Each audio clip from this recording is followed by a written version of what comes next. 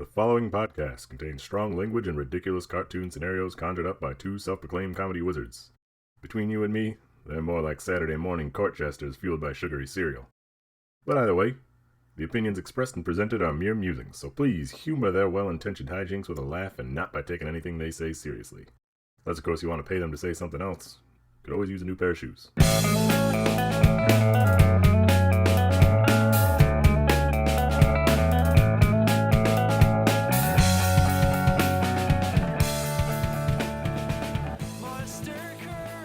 Oh, I didn't see you there. Welcome to reviewparty.com. I'm Brent. I'm Matt. This is a podcast. It's on the internet. It's about the internet. Reviews from the internet. We laugh at them. I can't even, that laugh was so beautiful and genuine, I couldn't even muster my own fake laugh to counteract it. Hey. It caught me by surprise. You know, that's why they're still using that god-awful canned children laughter sound effect that was on Diddy Kong Racing back in... No, that's not him. That's the canned, literally the canned Pillsbury laughter. Oh, there's that. I mean, the children, yeah, you know... which one are you talking about? Maybe we've talked about it. It bugs me anytime I hear it. The hat? You'll know it if you hear it. It sounds terrifying, whatever it is. It's bad. It's the same, like you're watching a TV show and you hear that door sound effect. You're like, it's that same heavy steel door opening sound effect. I kind of like when, what's the scream? What's the name of that famous scream? The Wilhelm scream? I like when I hear that in, like, whatever context. It's just like, Wilhelm scream. Yeah, we're all in on the joke by now. But that laugh. They should have it wherever you crack a can of Pillsbury, you hear the laughter. That would be a lot more appropriate than when you poke him in the stomach. That's a little uncomfortable. Hey, that's life. Getting poked in the stomach and then laughing? Being uncomfortable. Hey, mind your personal space, dude. This is a professional environment. We're shooting a fucking commercial. All right? Just because I'm a small... white as porcelain man with a little funny little hat doesn't mean you can just poke me wherever. Hey, stop it. All right, I got a review here. Do you? Yeah, if you'd believe it. This is a review from Amazon for Don Pepino pizza sauce. 14.5 ounce pack of 12. Whoa. Every Don Pepino guaranteed made with Jersey fresh tomatoes. Didn't know there was fresh tomatoes in Jersey. I'd be kind of scared of Jersey tomatoes. Anyway, Don, no relation to Mr. Pepino, titles their review, I bought it again. Uh-oh. As others have stated, the sauce doesn't have much spice in it. And for me, that's what I want. Start with a pure tomato base and... add as much or as little spice as you want. I'm on my third case, still using for pizza sauce and any quick pasta sauce. Sprinkle whatever herbs/spices you want. When you're in a hurry and don't have time to make your own, this is top-notch tomato base for my go-to home sauce. 8/9/2020. Another update. I have now purchased this 4 times. 5 stars.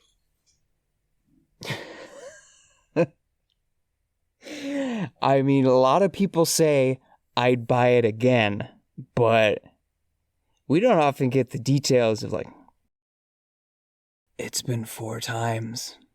That's kind of like kiss and tell a little bit. I feel like we've been letting on some intimate secrets of Don's life. Don Pepino Jr. here. He's got a working tally of how many sauces. It's been 4 times. Yeah, it's been over a year though. Was there a 5th update? Did he forget to stop updating? Did he decide it was a moot point at this point, or did he switch sauces?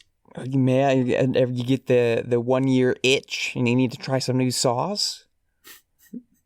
Don Pepino is walking through the kitchen like a German barmaid, just carrying 12 of these sauces at a time.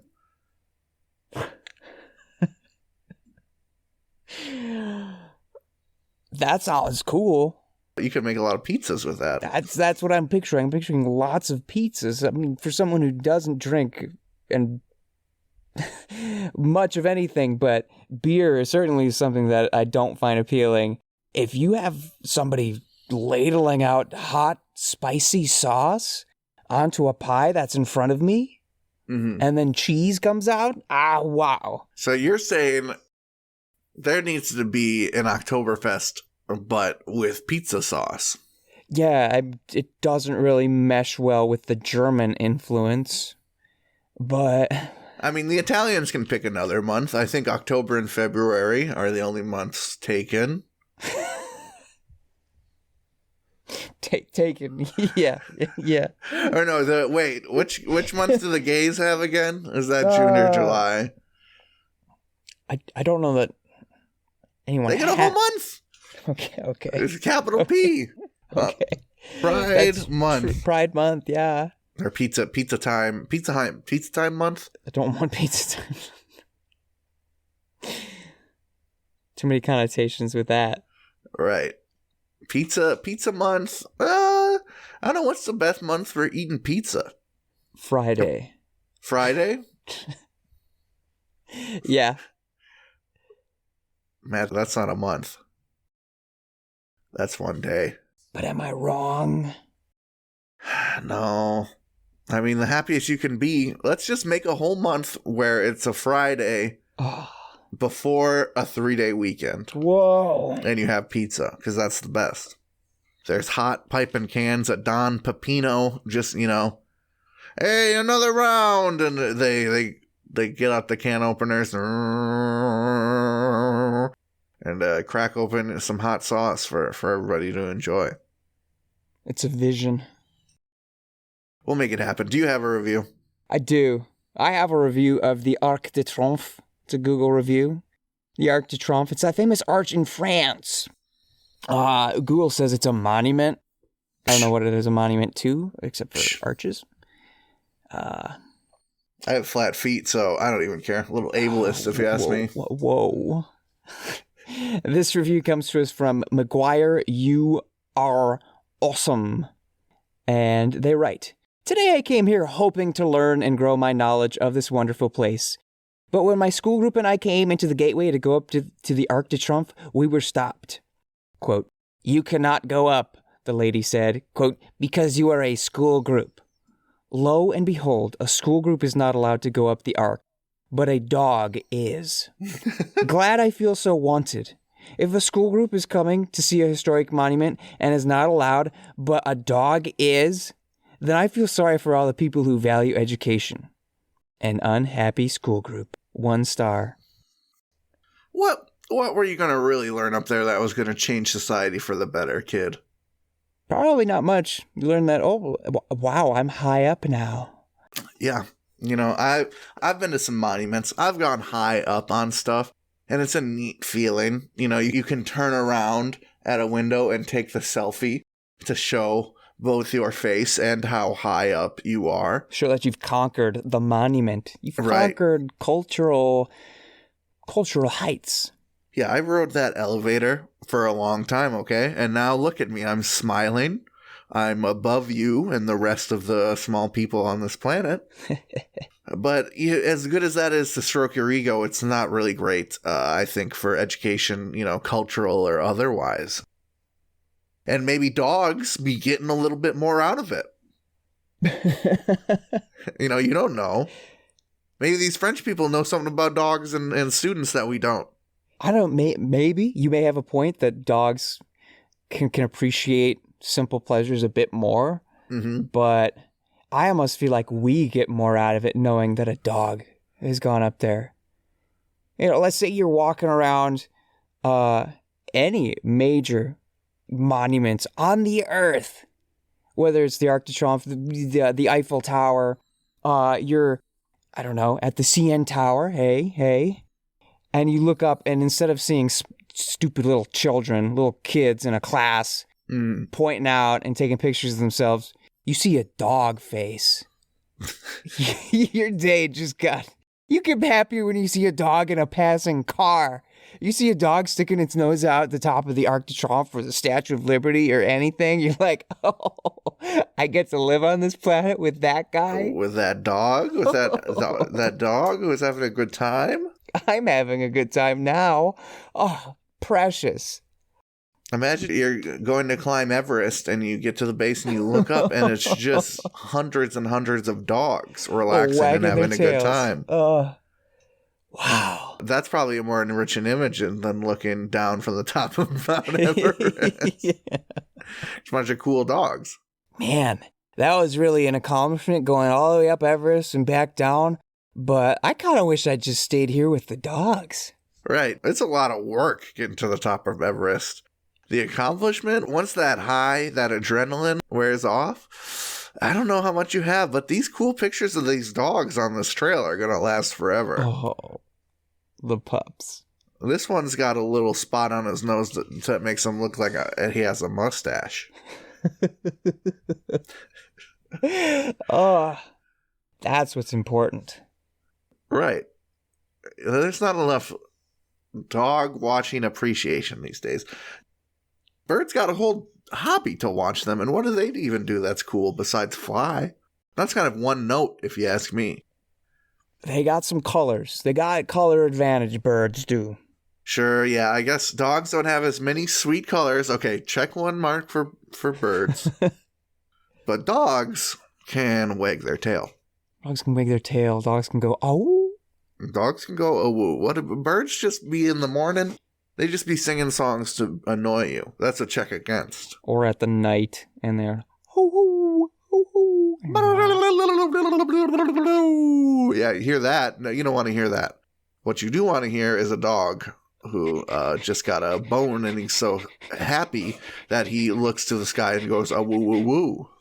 A little bit better than a bunch of frickin' snotty kids at the top of a stupid monument that they won't even appreciate. They don't make any good sounds. No one is out here watching children, right?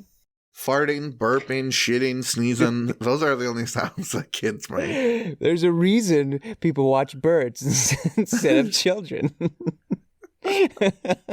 Now, there's a few reasons that kid watching is not a great hobby. We'll ignore the most obvious one and say that no one would want to do it anyway. Your kids are ugly. Yeah, 9 times out of 10, the kids got boogers hanging out their nose and stuff. Gross. There you have it. You look up to the Arc de Triomphe and you see a bunch of kids up there all on their little leashes, screaming, crying, wanting things, demanding things, and just, not appreciating the arc. Mm. But the dogs, polite, distinguished, heads held high. Smelling so many smells up there. Wow. Way more smells than those kids are going to smell. No. Dumb kids. Try this trick on for size. Go up to some random kid, put out your hand and say shake. They're just going to stare at you, make you feel weird. Most dogs these days, you go up to them and say shake, they're going to put her there. That's how a society needs to function. Dogs are not yet evolved past the point of adults, but they have evolved the point past kids. And France just understands that more than the rest of the world, and so I'm going to have to side with the Arc. Same. Well, we agreed on that, and here I have a review that will tear us right apart. Oh, no. Last time I brought a review for this show, it just made your stomach curdle in a way that tickled me just right. Okay. So I brought a review from IMDb for Survivor, Season 42, Episode 3, Go for the Gusto. Go. This review from IMDb is written by ASB Knight. They title it Bittersweet. So I like the new season compared with the huge disappointment that 41 was. That being said, I feel like Survivor is so random now. From the shot in the dark and the idols that handicap you, and now the fact for the first time that they stopped a challenge and helped the tribes. I get it was difficult, but seems kind of off for a Survivor challenge. What's next? Holding their hands? I get that's an exaggeration from my part, but really one guy did what this guy can't fucking write. He wrote 2 like 7 times in the He's sentence. amped, man. But really, one guy did what 2 other tribes couldn't and weren't even close. I really hope this show redeems the legacy that Survivor built over the last 20 years. In the meantime, I saw a user recommending the Australian Survivor. We'll have to look at that. 5 out of 10 stars. So this is in reference to that recent, like, swimmy in the big body of ocean challenge where it's like, it's a bit windy out there. The waves are, potentially deadly. People were literally drowning. So Jeff thought maybe we could just do the land half of this challenge. I mean, is it called Survivor? Is it called get bailed out by the government? Yeah. Jeff Probst holds several drowning people's hands. Push their hands back underwater, please and thank you. I came here for a thrill. This is... Bittersweet wants it. TV should be back in gladiator times. Oh, yeah. People on Survivor should die. Sporting events, all the athletes should be given steroids and full contact. Let them fight. Let's have a season of Survivor where everyone's arms are replaced with swords. Oh. Yeah, it kind of floored you with that idea, didn't I? Yes. There would be no problem opening coconuts, but there might be problems boiling water. Going to the bathroom, I imagine, gets a little more challenging if you have a knife hand. Huh. I mean, I would watch. He also referred to one manly man Jonathan did.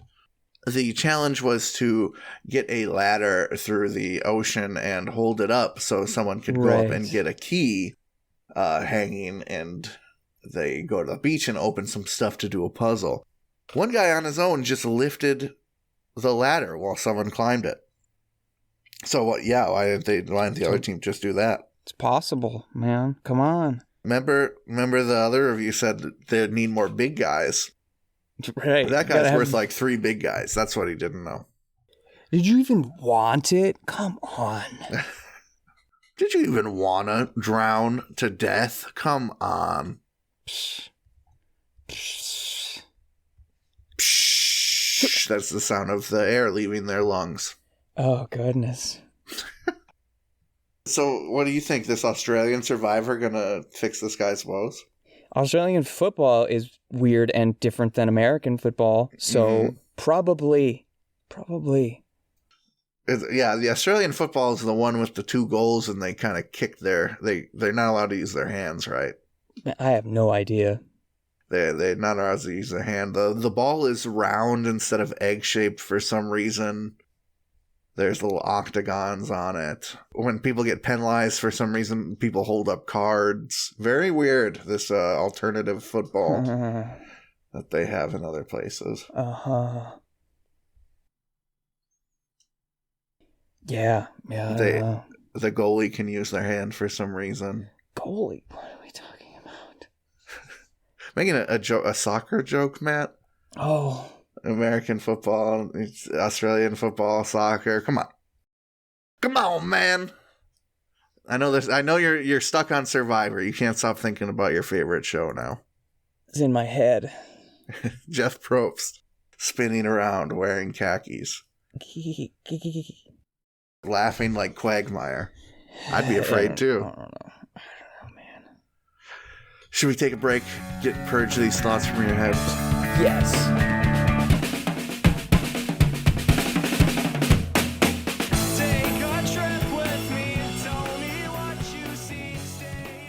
Hey everybody, thank you for listening to our lovely little podcast.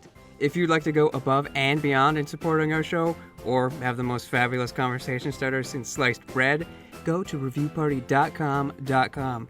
Click on shop and explore some fabulous t-shirt designs. Where's your favorite place to wear a t-shirt? On my body. Mine is at the store. That is a good place to wear a t-shirt. Reviewparty.com. Click shop. Why stop there? Don't stop now. Don't stop me now, because I'm buying a t-shirt. I'm buying a shirt. Ladies and gentlemen, welcome to the second half of the episode, and welcome to Reviewer Redux.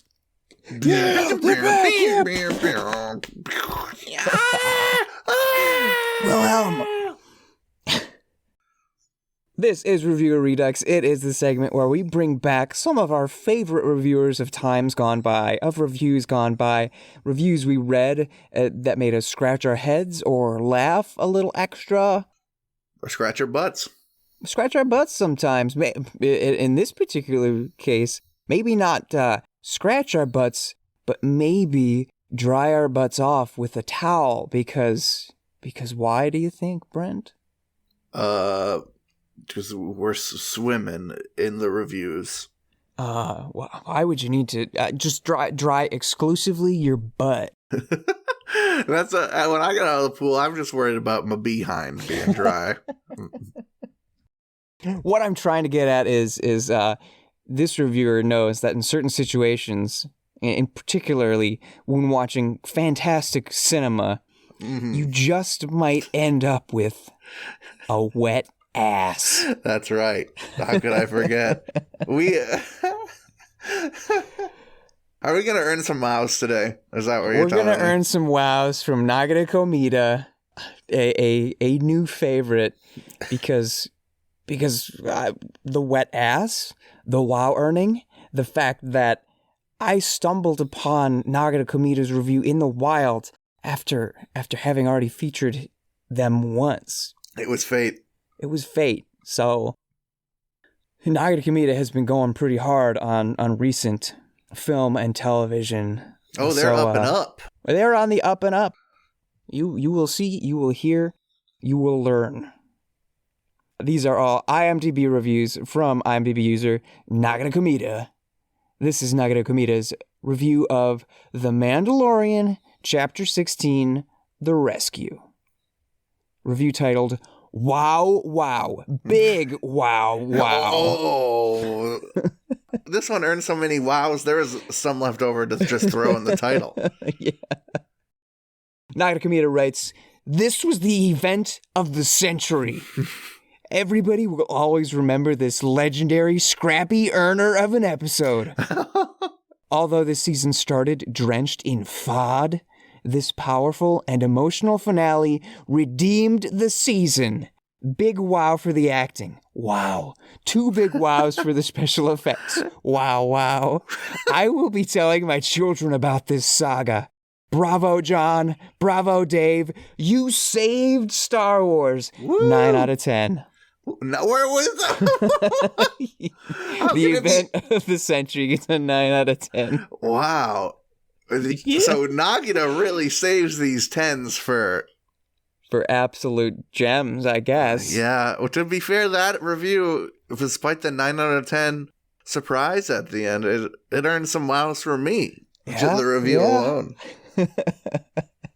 That is a very good episode. I know what he's referring to. I'm behind on the Mando, but I'm sure I'll wow when I get there. There's lots of wow earning moments in that one, as we know. I will chart my wows. Yeah, there's a certain character who says hello, and it's just one big wow. That is a big wow. It was kind of like that wow at the end of Rogue One. That was a wow. I mean, that was a whoa. The whole movie, I feel like the movie was one wow, and then that final scene of Rogue One, that's about 30 wows compacted in less than a minute. Yeah. All right, here is Nagata Komita's review of Cop Shop. It seems like a small film, 2021. It looks like Gerard Butler's in it. I don't know what it is. But here's what Nagata Komita thinks. Titles the review Smart witty caper. And writes, I've seen many cinematic masterpieces this year.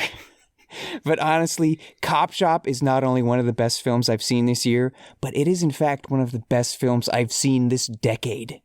Where do I begin singing the praises of this ethereal Sherlockian mystery? Wow. Firstly, the characters. The colorful cast of morally gray lads. That's all. Colorful, morally gray. Whoa, that gets a wow. Morally gray lads and others that dominate the trailers are what dragged my wet ass into this film.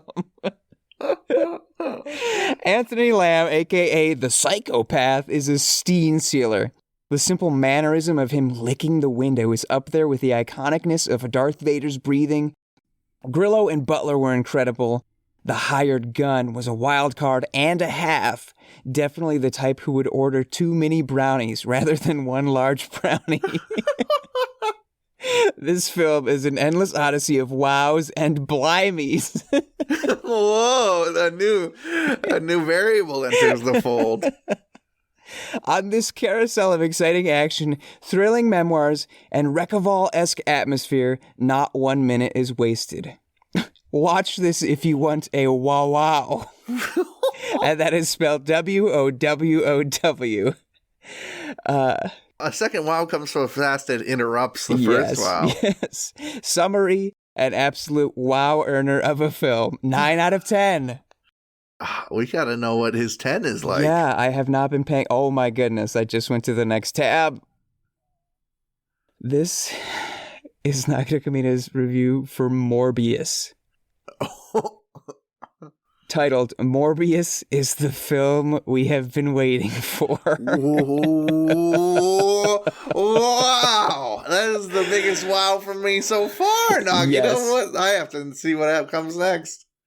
There are many Marvel legends, Marvel and Legends both capitalized, but none are quite as striking and engaging as Morbius.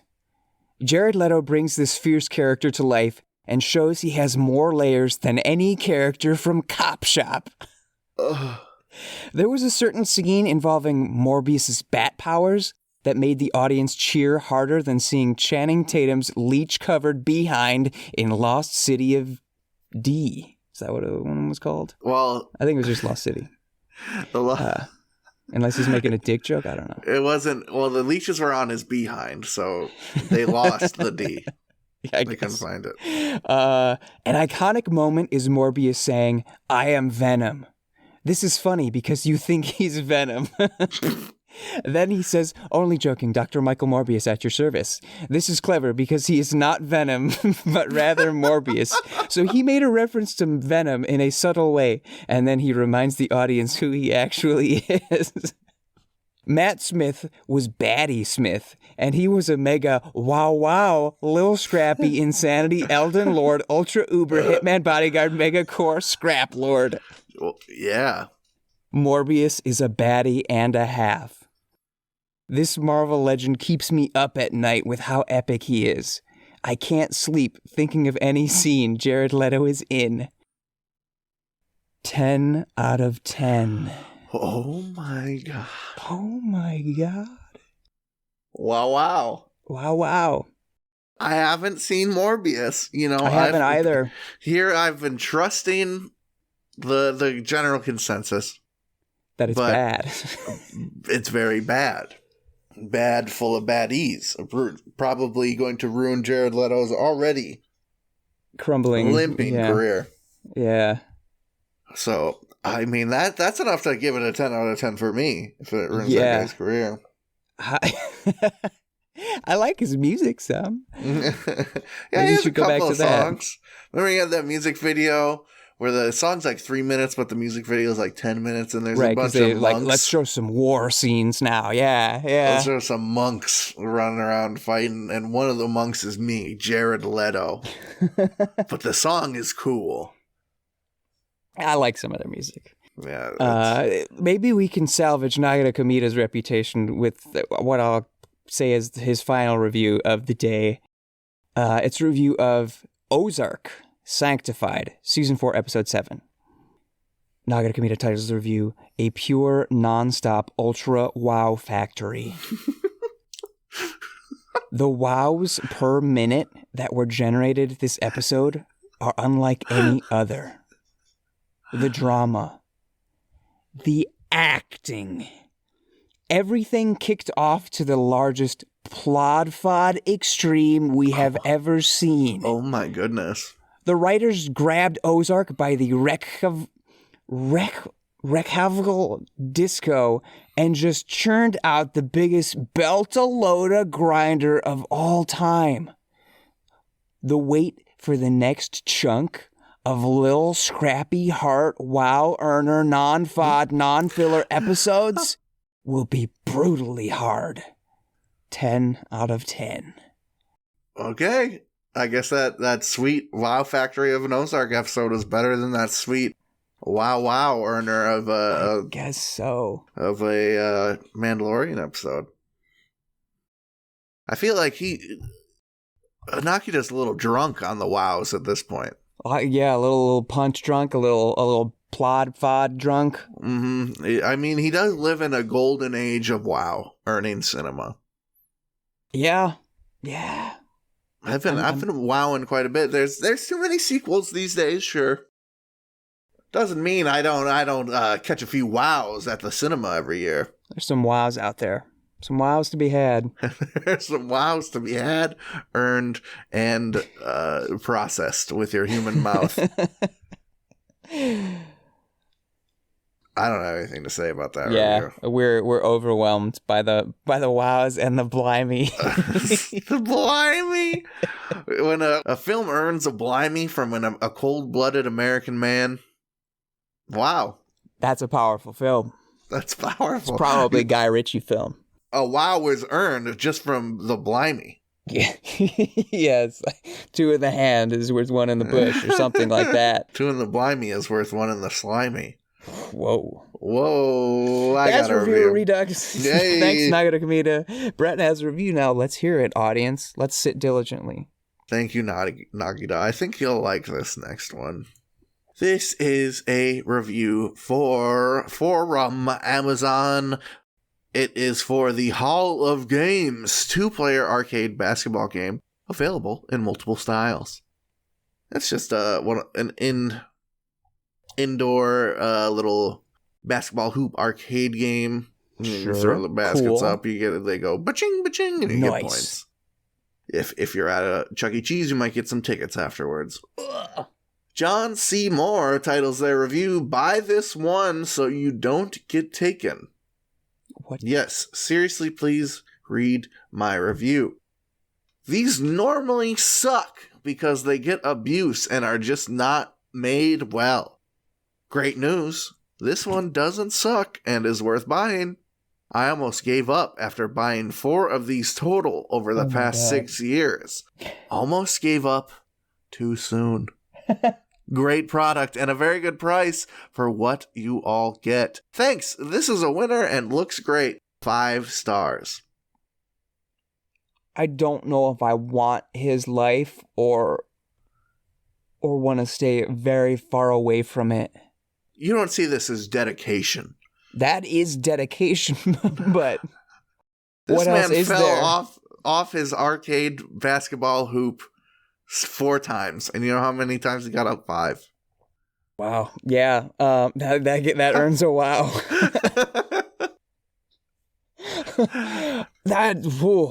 These things can't be cheap. What do you? Oh. He had to find the one. You know, when the bros are coming over, had a few drinks, and there starts to be a disagreement among the homies. Well, take it to the hoop, man. Take it to the hoops.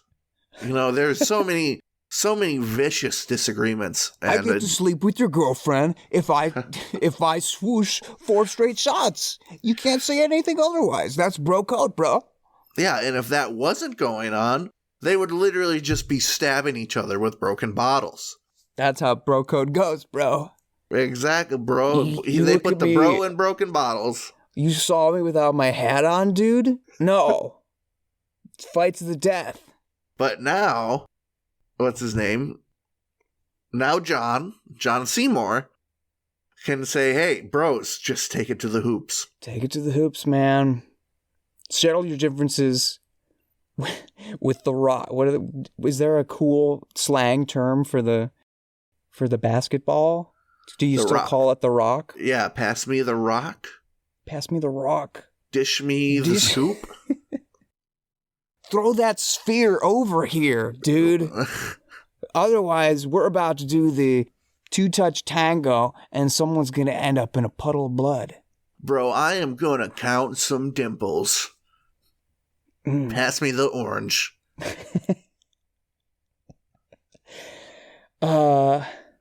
Yeah, I mean, people say you spend your money and time finding the right pair of shoes or the right bed or the right car, because you're going to spend so much time in them.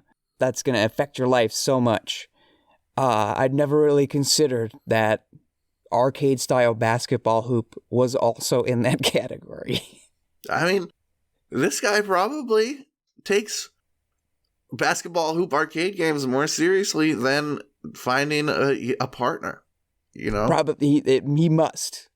Again, these can't be cheap. What does the rest of your life look like? I got you on the Bluetooth right now. I'm just shooting some hoops in my kitchen. I'm gotta get some stress out.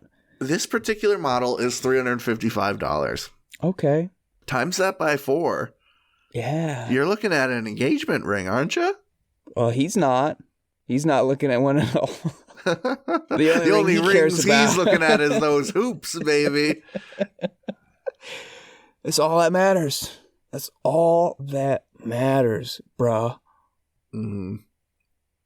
If I was him, I would want to try and dismantle all the other arcade games and make a Super Frankenstein basketball hoop arcade game. Oh, man. Sort of like a Plinko of basketball hoops. That would be cool. Or like multiple zones, like 3 different hoop zones, so you could compete as teams in real time. Oh. Perhaps some sort of round tiered hoops. We love those. You ever go and see the tiered hoops? This one's hard to get. This one's worth double. Hey, Mario Party. I'm right there. You get in that middle row. Ooh, big points. Yeah, this guy just wants his life to be Mario Party, basically. I would want it to be Mario Party too. I would probably want to be this friend. Just, hey man, you got a new basketball hoop? Dude, we need to break it in and invite all of us over. I'm feeling like getting in some arguments with the boys, so you better get this hoop ready to go. I've been having a rough time lately. Better invite me over to your loft. To your loft. For some hooping. I'm on a hoop. Hoop till I die. I got a fucking hoop, dog. Go in there and just throw down. Got double fisting the balls. Not even going orthodox with it. Just palming them up there. Just abusing the machine. Dude, sorry, I couldn't take the abuse, dude. Guess you gotta try again. That's right. The homies were just putting up ridiculous numbers that these small microchip machines couldn't even compute. I'm sorry, man. I always bank my shots. That backboard just can't take my bank. Wait, there's a close heated game. There's no way the sensor's off, bro. The sensor was off. I won that. There's a huge argument that ends up with them dismantling the machine and experimenting with the sensors all night instead of hanging out. But actually, that is just hanging out. Did he really waste money on those other 4? I guess not. Check this out, dude. Look it. I know I hump at about 70. I know I'm hitting 70 HPM, dude. 70 humps per minute, all right? When I hump this hoop, dude, look at that. We're getting about 65. Oh. All right, we tried this 6 times. Needs to be recalibrated, dude. Recalibrate this, dude. I know I'm not losing a step, all right? Stephanie can back me up. We'll call her right now. She's not answering. That's fine. No, dude, I'm not putting my pants back on. Not until we get this sorted, bro. And that's male culture. That is. That's about it. You got a quickie? This is a Google review for the Foxy Bean. It's a cafe in Tullamore, Ireland. It's right next to the Bridge House. This review comes to us from Thomas Fairhy. This one is kind of like an exercise. We talk about how much detail people reveal in reviews. It seems like he went in kind of the opposite direction, but it doesn't exactly help his case. Thomas writes, stopped in today for some pancakes with a small child. They were very accommodating to us and him, giving him colors and extra Nutella, which made a little man very happy. 5 stars. The first sentence made me think he ordered pancakes and a child. Don't give me one of those large ones, though. Give me a small child. I'm on a diet, all right? All right, Hansel? Yeah. But Well, yeah, what did the kid get? The kid didn't eat? if we're going to try and be serious, discerning gentlemen, the kid got Nutella, probably some pancakes, and crayons. Okay. So he ate the crayons, said Yeah. that's not enough. Give me give me extra Nutella. But if we read it as written, this person comes in, there's a small child there, there's also a little man, apparently, who is very happy. And the kid got some Nutella. Excellent. What diners are bad for kids? That's the kind of question I'm having, though. I would never assume that a diner experience would be bad for a kid. Maybe, Oh, man. You may be at Waffle House at 3 a.m. on a Saturday. Yeah, you know, you're but cutting this thing open with a can opener. Dang. I kind of think of as the American diner as a family-friendly excursion Right. Why is it worth noting that this place is accommodating to a to little a man. child? And, well, they were very accommodating to us and him. So, Thomas, what are you rating? How many people are there? If there was a service animal situation, that's Oh. sort of out of the ordinary and is worth marking in a review. Yes, to- they accommodated my dog. Yeah, this sounds like a robot who's like, okay, robot, today I'm going to go to family dining experience and write a review about how family friendly it was. Family Beep, boop. and myself with family enjoyed seeing Pancakes, families. extra Nutella. Those are just like diner keywords that came up in the algorithm. He's doing diner Mad Libs. Then he had to look up what parents, cute little nickname for their children is, so they seem more human. Humans Little love man. nicknames. Little man. Live little man ate 3 servings of extra Nutella. He was very happy. Colors made him happy.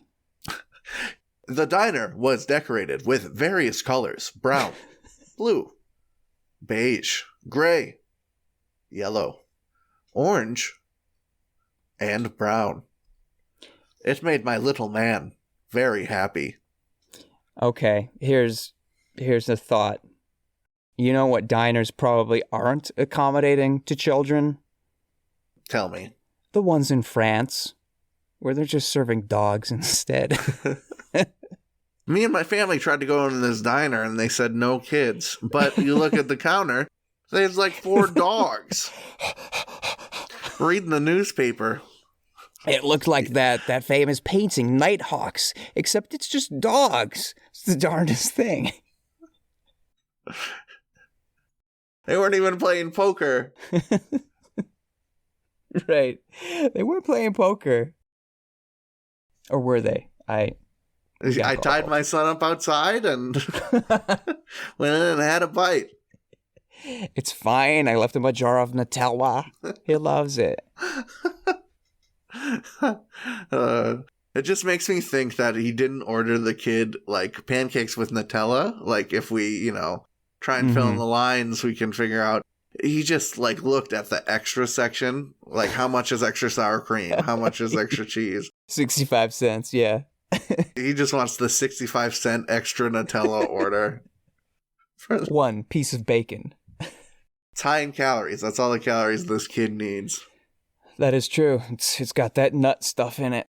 Some pancakes for me and for the little man. A side order of Nutella. Now, who's this little man? I don't know. I just found him here. Does he want some toast to spread it on? Oh, no, just get him some crayons. You can't be hungry when you're drawing. I thought he was going to dip it in the Nutella like little cracker snacks. Like those little, oh, yeah. You know what I'm talking about. Yeah, I do. Those cracker sticks. Yes. Sometimes pretzel sticks. There's something about the cheap cracker stick that really They're good.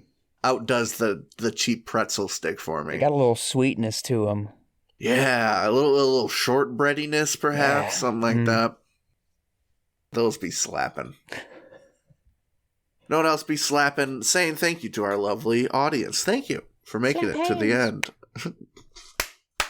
Bam, audience. Episode 98. Thanks for listening. Wow. You're in the Real Ones Club for making it here. You've earned some wows from us. I hope you had fun.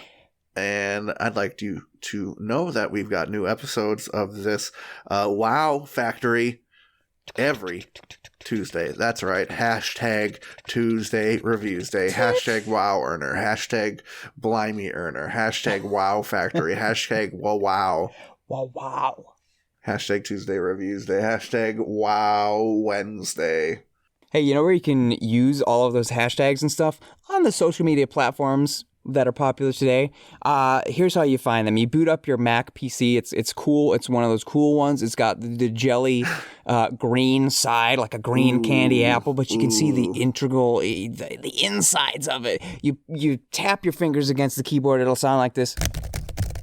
And you're going to go to either Instagram or TikTok and find @reviewparty.com. Or maybe you go to Twitter where you find us @reviewpartypod and you follow us and you like the stuff we put out there. Or if you're daring, if you're caring, if you're wowy, you go to reviewparty.com where you can find all of our episodes. You can find the blog where reviews are written about all the time and stuff.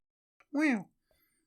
And there's a shop, and there's a lot of stuff. If you don't go there, you won't know what's there. So try it out, okay? Cool, thanks, bye. Wow. And maybe when you're journeying throughout the internet, you find a funny review.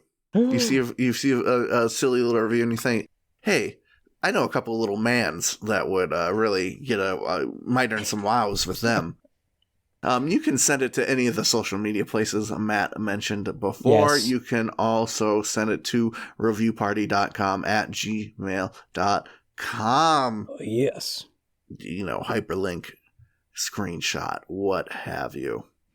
And finally, we'd like to thank our buddies Nosebleeds for letting us use their jam bread for breakfast. You've heard it throughout the episode.